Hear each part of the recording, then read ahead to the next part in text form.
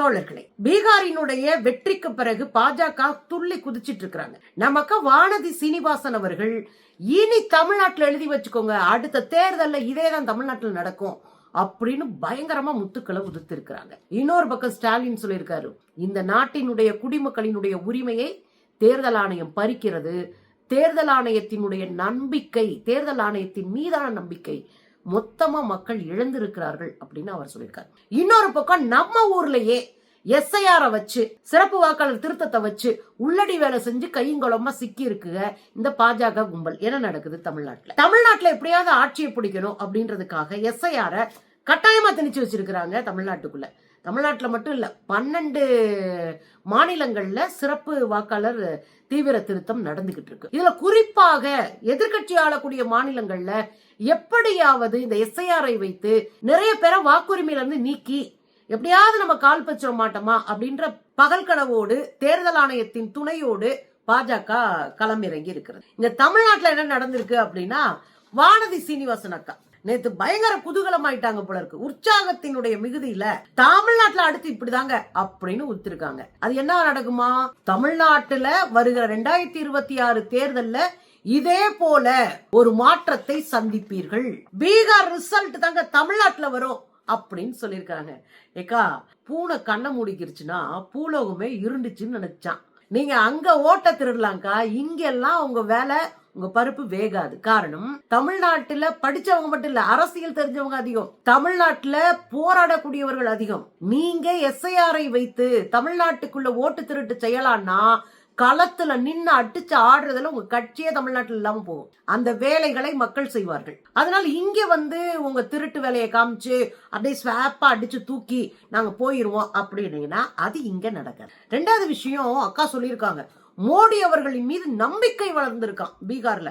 நீங்க பீகாரை குறித்து இந்த அக்கா வானதி அவர்கள் தெரிஞ்சுக்கணும்னா உங்களுக்கு ஒரு சின்ன அட்வைஸ் பண்றேன். இந்த இன்ஸ்டாகிராம்னு ஒரு சமூக வலைத்தள பக்கம் இருக்கு, அங்க தயவு செஞ்சு போய் பாருங்க. உங்களை போட்டு பொழக்கிற அத்தனை வீடியோவும் அங்கதான் இந்த எடுத்தேன் நான். அப்படி போட்டு அடிச்சிட்டு இருக்காங்க பீகார்ல. மக்கள் பாஜகவுக்கு எதிராக களத்துல நின்னாங்க, அத்தனை பேர் உங்களுக்கு எதிராக போராடினாங்க, உங்களுக்கு எதிராக அவ்வளவு வேலைகள் செஞ்சும் தேர்தல் ஆணையத்தினுடைய துணையோடு நீங்கள் வாக்கு திருடி தேர்தலினுடைய வெற்றியை திருடி, ஏன் தேர்தலையே திருடி நீங்க வெற்றி அடைஞ்சிருக்கீங்க. அந்த வேலை இங்க நடக்கும் அப்படின்னு நம்பாதீங்க.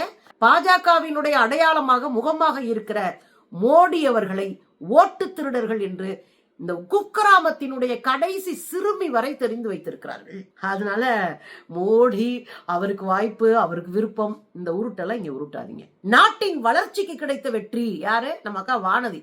நாட்டு வளர்ச்சி அடைஞ்சிருச்சான். எங்க வளர்ந்துச்சு? வேலை வாய்ப்பு இல்ல, வருஷத்துக்கு 2 கோடி வேலை கொடுக்குறேன். நீங்க அப்படி பார்த்தா எத்தனை கோடி கொடுத்துருக்கணும்?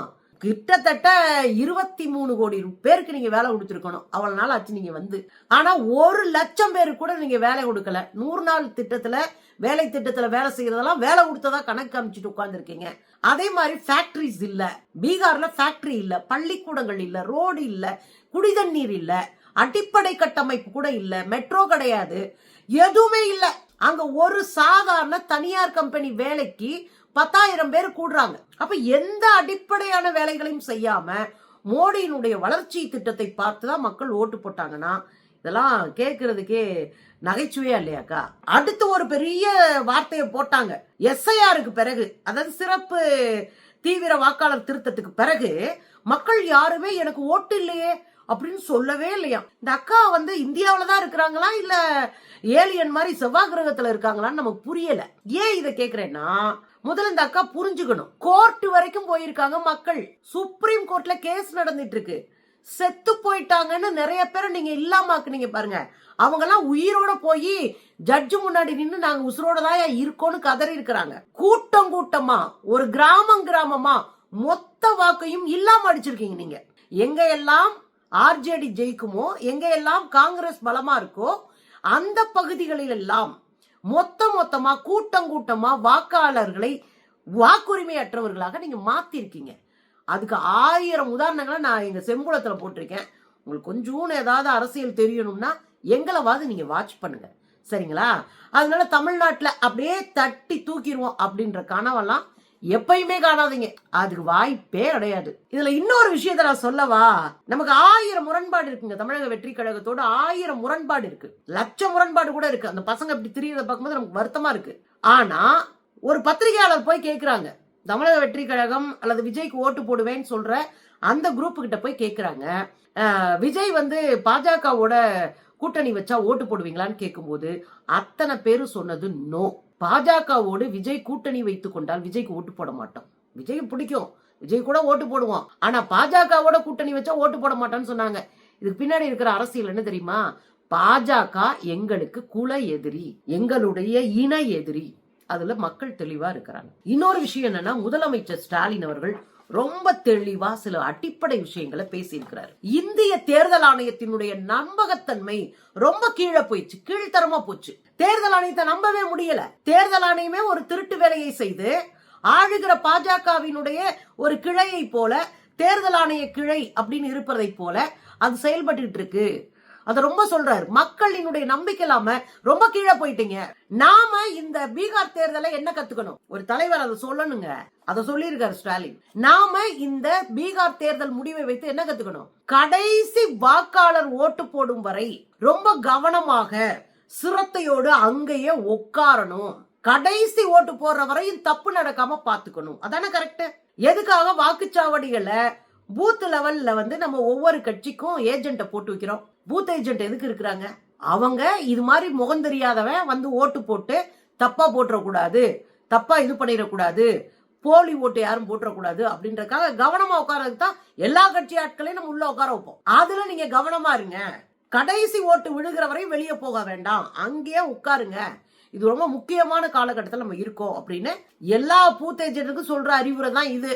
தேர்தல் ஆணையத்தினுடைய மரியாதை இதுவரை இல்லாத அளவுக்கு கீழே போயிடுச்சு, கீழே இறங்கி போச்சு. மக்கள் மரியாதையை தேர்தல் ஆணையம் இழந்திருக்கிறது. அதான் உண்மை. இப்ப தேர்தல் ஆணையத்தை பத்தி நீங்க யாருக்கிட்ட போய் கேளுங்க, பீகார் மக்கள்கிட்ட கேளுங்க, அது ஓட்சோரிக்கு துணை நிக்கிற ஒரு அமைப்புன்னு சொல்லிட்டு போயிடுவாங்க.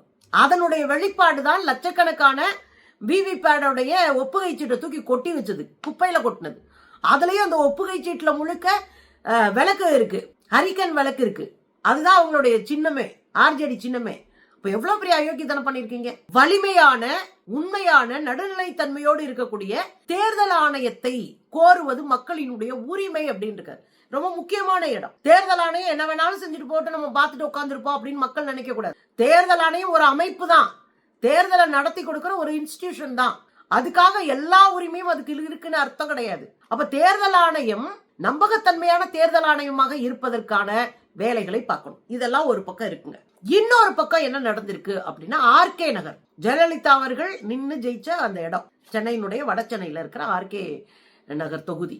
இந்த ஆர்கே நகர் தொகுதியில பிஎல்ஓஸ் ஒரே இடத்துல உட்கார்ந்து அவங்க பாட்டுக்கு அடிச்சு ஏத்தி இது பண்ணிட்டு இருந்திருக்காங்க. இன்னைக்கு அது பரபரப்பாக பேசப்பட்டு வெளிவந்திருக்கு. அத ஒரு அதிமுகவினுடைய மாவட்ட செயலாளர் போய் அதை கேள்வி கேட்கிறாரு. என்னங்க நீங்க ஒரே இடத்துல உட்காந்து அடிச்சு கிடிச்சு ஏத்திக்கிட்டு இருக்கீங்க அப்படின்னு. அது செய்யக்கூடாதுன்னு நம்ம சொல்றோம். இந்த பூத் லெவல் ஆபீசருடைய வேலை என்ன? நீங்க வீட்டுக்கு போகணும், மக்களை சந்திக்கணும், அவங்க கொடுக்கற போட்டோ ஓட்டணும். நீங்களா ஒன்ன ஏத்துறீங்க அப்படின்னா தேர்தல் ஆணையம் உங்களுக்கு என்ன சொல்லுச்சு? தேர்தல் ஆணையம் உங்களுக்கு என்ன இன்ஸ்ட்ரக்ஷன் கொடுத்திருக்கு? நீங்க பாட்டுக்கு 10 பேரை அடிச்சு விட்டு போங்க, நீங்க பாட்டுக்கு 100 பேரை சேர்த்து விட்டு போங்க அப்படின்னு சொல்லிச்சா? என்ன இன்ஸ்ட்ரக்ஷனுடைய பேர்ல இந்த பிஎல்ஓஸ் இது செஞ்சாங்கன்ற கேள்வி நாமளும் கேட்டுதான் ஆகணும். ஆனா இதுல என்ன அப்படின்னா, அதிமுகவினுடைய மாவட்ட செயலாளர் அரசாங்கம் உங்களை செய்ய சொல்லிச்சா அப்படின்னு கேட்டார். எனக்கு இந்த இடத்துல தான் சிரிப்பு வருது. தேர்தல் ஆணையம் தமிழ்நாடு அரசு கையில் இல்ல, தேர்தல் ஆணையம் ஒன்றிய அரசினுடைய கையில இருக்கு. தேர்தல் ஆணையம் ஒரு உள்ளடி வேலை செஞ்சுச்சுன்னா அது ஒன்றிய அரசு செய்ய சொல்லி ஒன்றிய அரசினுடைய வழிகாட்டுதல்ல செஞ்சுக்கிட்டு இருக்கு. அப்ப இந்த உள்ளடி வேலையை நீ யாருக்கு எதிராக கேட்கணும்? ஒன்றிய அரசுக்கு எதிராக நீங்க கேள்வி கேட்கணும். அதை விட்டுட்டு நீங்க யாருக்கு எதிராக கேள்வி கேட்டுட்டு இருக்கீங்க? மாநில அரசுக்கு எதிராக கேள்வி கேட்டுட்டு இருக்கு. கேட்டா மாநில அரசினுடைய ஊழியர்கள் தானே வேலை பாக்குறாங்க, அதை கண்காணிங்க, அதானே உங்க வேலை. நேர்மையா ஓட்டு விழுகணும்னா அதை கண்காணிக்க தானே சொல்றோம். எல்லா கட்சிக்காரங்களும் கண்காணிங்கன்றோம், எல்லாருக்கும் நியாயமாக கிடைக்க வேண்டிய ஓட்டு கிடைக்கட்டும்ன்றோம். ஆனா அதை விட்டுட்டு நீங்க இப்படியே திசை திருப்புறது இருக்குல்ல, அது ரொம்ப கேவலமா இருக்கு. உண்மையை சொல்ல போனா அண்ணாமலை கூட அந்த தேர்தல் ஆணையத்தினுடைய இந்த ஸ்கிரிப்ட்ல தப்பு இருக்கு, அவங்க கொடுக்கிற விண்ணப்ப படிவம் ரொம்ப குளறுபடியா இருக்கு, அதுவும் ஆன்லைன்ல சுத்தமா குளறுபடியா இருக்குன்னு அண்ணாமலை கூட பேசுறாப்ல, வானதி கூட பேசுறாங்க. ஆனா வாயை திறந்து நம்ம அண்ணன் எடப்பாடியார் பேச மாட்டாரு. அவரு கொத்தடிமையிலும் பெருங்கொத்தடிமையா உட்கார்ந்துகிட்டு ஜால்ரா போட்டு எப்படியாவது வாக்க திருடி நம்மளை ஜெயிக்க வச்சிருவாங்க மற்ற மாநிலங்கள் மாதிரி அப்படின்னு நம்பிக்கிட்டு உட்கார்ந்துருக்காரு. நீங்க ஜெயிச்சாலும் உங்களை முதலமைச்சர் ஆக்க மாட்டாங்க. ஒண்ணு ஞாபகம் வச்சுக்கோங்க, எப்படி நிதிஷ்குமார் இன்னைக்கு தெருவில் நிக்கிறாரு, இன்னைக்கு ஜெயிச்சிருக்காருல, நாளையில இருந்து ஆரம்பிச்சிருவாங்க யார் முதலமைச்சர்னு பிரச்சனை ஓடும். அங்க இழுபறி ஆகும், பயங்கர பிரச்சனை இனிதான் இருக்கு பீகார்ல. இங்க அப்படி கிடையாது. உங்களை மனுஷனாவே மதிக்கல, உங்களை முதலமைச்சர் வேட்பாளராகவே அறிவிக்கல. அப்படி இருந்தும் அந்த கூட்டணிக்கு எவ்வளவு விசுவாசமா இருக்கீங்க, கைய கட்டிட்டு நிக்கிறீங்க. இது நியாயமா? இதுதான் அரசியலா? இது அரசியல்ல நேர்மையா? அப்ப இந்த இது ஒழுங்கா போகல, பிஎல்ஓஸ் தப்பு பண்றாங்கன்னா அதை நீங்க விரட்டி புடிங்கன்ற. அதுல தப்பு நடந்தா தப்பு நடக்குதுன்னு சொல்லுங்க. அது தமிழ்நாட்டினுடைய வாக்கு வங்கியை காப்பாத்தணும்னா அதை செய்யுங்க. எல்லா அரசியல் கட்சிக்கு அது உரிமை உண்டு. போய் ஒருத்தர் கேட்கிறார், நீ ஏன் எழுதி கொடுக்குற? ஒரு லேடி, அவங்க திமுக இருப்பாங்களா என்னன்னு எனக்கு தெரியல, அவங்க திமுகன்னு சொல்றாரு இந்த வீடியோல. அந்த லேடி என்ன பண்றாங்க, உட்காந்து ஃபார்ம் ஃபில் பண்ணி கொடுக்குறாங்க. இந்த படிக்க தெரியாதவங்க எழுத தெரியாதவங்களுக்கு எல்லாம் உட்காந்து ஃபார்ம் ஃபில் பண்ணி கொடுக்குறாங்க. என்னென்னு அந்த அம்மா செய்யறாங்க. உடனே போய் உடனே யார் இதை செய்ய சொன்னா, இதெல்லாம் பிஎல்ஓ வேலை, இதெல்லாம் மக்கள் வேலை அப்படின்றாரு. செஞ்சா என்ன, செஞ்சா என்னன்னு நான் கேட்கிறேன். தெரியலங்க மக்களுக்கு. அந்த ஃபார்ம்ல ஏதாவது தப்பு பண்ணிட்டோம்னா ஓட்டே வீணா போகும். அப்போ ஒரு லேடி உட்கார்ந்து அதை எழுதி கொடுக்குறாங்கன்னா உங்களுக்கு என்ன பிரச்சனை நான் கேட்கிறேன். எழுதி கொடுக்கட்டுமே. இங்க தேவை ஓட்டு, ஓட்டு உரிமை. அவங்க யாருக்கு நினைக்கிறாங்களோ போடட்டும், அது அவங்க உரிமை. ஆனா மக்களுக்கு ஓட்டு உரிமை முக்கியம். அதுக்காக தான் இங்க நம்ம போராடிக்கிட்டு இருக்கோம். இங்க உட்காந்து இந்த அதிமுக கும்பல்லாம் உட்காந்துட்டு அது அரசியல் செஞ்சுட்டு இருக்கிறதுதான் இங்க வேடிக்கையா இருக்கு. அவங்க அரசியல் ரொம்ப நாரி போன அரசியலா இருக்கு. பாருங்களேன், சொன்னாரு இல்ல எலெக்ஷன் கமிஷன் வந்து இந்த மாதிரி பண்ண சொன்னாங்க அப்படின்னு ஜீவோ கொடுங்க, ரிட்டர்ன்ல கொடுங்க.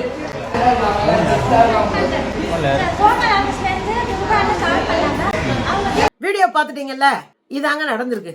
அப்ப இங்கேயும் ஓட்ட திருடுறதுக்கு வேலை பாக்குறாங்க. நம்ம கவனமா இருக்கணும் அப்படின்றதான். ரெண்டாவது விஷயம் என்ன அப்படின்னா, நிறைய பேரு தொழிலாளர்கள் இப்ப கிராமங்கள் இருக்குன்னா அவங்க விவசாய பணிக்கு காலையில போயிருவாங்க, சாயந்தரம் போலதான் வர்றாங்க. இப்ப விவசாய பணிக்கு போனவங்க வீட போய் தட்டினா வீட்டுல ஆள் இருக்க மாட்டாங்க. அப்ப பிஎல்ஓஸ் எப்படி குடுக்குறாங்க? இப்ப அவங்கள 3 முறை போய் பாக்குறோன்றீங்க. நீங்க 3 முறை பார்க்கும்போது அவங்க வீட்டுல இல்லைன்னா அவங்க ஓட்ட என்ன பண்ண போறீங்க? இந்த தெளிவு இல்ல. விவசாயிகள், தொழிலாளர்கள், அன்றாடம் போய் கூலி தொழில் பார்க்கிற தொழிலாளர்கள், இவங்களுடைய வாக்கெல்லாம் இல்லாம போகுது. இது ஒரு பேர் அதிர்ச்சியை கொடுக்கிற செய்தியா இருக்கு. அப்ப அவங்களுக்கு என்ன ஏற்பாடு என்பதை அரசியல் கட்சிகள் கூட நின்னு செய்யணுங்க. கட்சி வேறுபாடு இல்லாம ஓட்ட உறுதிப்படுத்துற வேலையை நம்ம செஞ்சே ஆகணும். முன்னாள் IAS பாலச்சந்தர் அவர்கள் ஒரு முக்கியமான விஷயத்தை பேசியிருக்கிறாரு. இந்த வாக்குரிமை இருக்கு இல்லையா, அது எவ்வளவு முக்கியன்றதை தாண்டி அரசியல் சாசன சட்டம் சொல்றத மீறி இருக்கு இந்த தேர்தல் ஆணையம்னு ஒரு தகவல் சொல்லியிருக்காரு. மக்கள் பிரதிநிதித்துவ சட்டம் தாங்க நமக்கு வந்து வாக்குரிமை கொடுக்குது. இந்த பிரதிநிதித்துவ சட்டத்துக்கு நாம செவிசாய்த்து அரசியல் சாசன சட்டப்படி நடக்கணும். அப்ப அந்த மக்கள் பிரதிநிதித்துவ சட்டம் தான் தேர்தல் ஆணையத்திற்கும் சில வழிகாட்டுதல் செய்யுது. அந்த வழிகாட்டுதல் படி அரசியல் சாசன சட்டம் செக்ஷன் 21(2) கீழ் முதல்ல எல்லா ஏரியாக்கள்லயும் அவசர தீவிர திருத்தத்தை செய்யக்கூடாது. ஆர்டிகல் 21(2) கீழ எல்லா தொகுதிகள்லயும் நீங்க ரிவிஷன் பண்ணலாம். அதாவது போய் யார் சேர்த்திருக்காங்க, யாரை சேர்க்கணும், இதெல்லாம் நீங்க பார்க்கலாம், சாதாரணமா பார்க்கலாம். சீரியஸா நீங்க பார்க்கணுன்ற அவசியம் இல்லை. சாதாரணமா ஒவ்வொரு தொகுதியிலையும் நீங்க இறங்கி போய் அதை செய்யறதா இருக்கு. அது காலக்கெடு எடுப்பாங்க, ஒரு டைம் எடுத்துட்டு அதை செய்வாங்க. 21(3) என்ன சொல்லியிருக்கான், இந்த சட்டப்பிரகாரம் ஒரு தொகுதியில நீங்க எஸ்ஐஆர் பண்ணலாம். அதாவது சிறப்பு தீவிர திருத்தம் ஒரு தொகுதியில பண்ணலாம். ஒரு பெரிய தொகுதியா இருக்குன்னா ஒரு தொகுதியில நீங்க பண்ணி ஒரு மாநிலத்துல அந்த வேலை பார்க்கலாம். இல்ல ஒரு தொகுதியில இருக்கிற ஒரு ஏரியா மட்டும், அங்க மட்டும் சிறப்பு திருத்தத்தை நீங்க செய்யலாம். இது சட்டம் கொடுக்கிற உரிமை. ஆனா மாநிலம் முழுவதும் பண்ணுவதற்கு சட்டம் அனுமதிக்கவில்லை. சட்டத்துல இடமே இல்ல. எனக்கு என்ன அதிர்ச்சியா இருந்துச்சு அதை கேட்கும் போதுன்னா, மாநில அளவுல எஸ்ஐஆர் பண்ணவே முடியாது, இது சட்டத்திற்கு விரோதம் அப்படின்னா சட்ட விரோதம் ஒன்னை தேர்தல் ஆணையம் எப்படி செய்யுது? இப்ப திமுக போய் இதுக்கு பிரச்சனையை கொண்டு போய் எடுத்திருக்காங்க. இந்த பாயிண்டையே அவங்க எடுக்கல. பெரிய ஆச்சரியமா இருக்கு. இது முக்கியமான தகவலா இருக்கு. ஆர்டிகல் 21ல 2வது பிரிவு, ஆர்டிகல் 21ல 3வது பிரிவு எஸ்ஐஆர் தப்புனுது. எஸ்ஐஆர் ஒரு மாநிலம் முழுக்க செய்யக்கூடாதுன்னு அந்த உரிமையே தேர்தல் ஆணையத்துக்கு கொடுக்கல. அப்புறம் எப்படி செய்யறாங்க? நம்ம கேட்க மாட்டோமா? இன்னொரு முக்கியமான விஷயம் சொன்னாரு. புலம்பெயர் தொழிலாளர்களுக்கு ஒரு குடும்பமே போய் ஒரு ஊர்ல ஸ்டேபிளா தங்கிட்டாங்கன்னா அவங்க வேற, வேலை பார்த்துட்டு போறாங்கல்ல அவங்க புலம்பெயர் தொழிலாளர். ரெண்டையும் பிரிச்சு பார்க்க தெரியணும். ஒரு குடும்பம் ரொம்ப நாளா இங்க தங்கிட்டாங்கன்னா அவங்களுக்கு ஓட்டு உரிமை வந்துடும். ஆனா வேலை பார்த்துட்டு போறாங்கல்ல புலம்பெயர் தொழிலாளர்கள், அவங்களுக்கு ஓட்டுரிமை இல்லை. அவங்க இங்க ஓட்டு போட முடியாது, சட்டம் சொல்லுது. இவ்வளவு இருந்தும் எப்படி ஏமாளிகளா இந்த மக்களை வந்து நம்ம ஏமாத்திட்டு உட்கார்ந்துருக்கு தேர்தல் ஆணையம். யோசிங்க மக்கா, கஷ்ட காலத்துல இருக்கோம், யோசிங்க.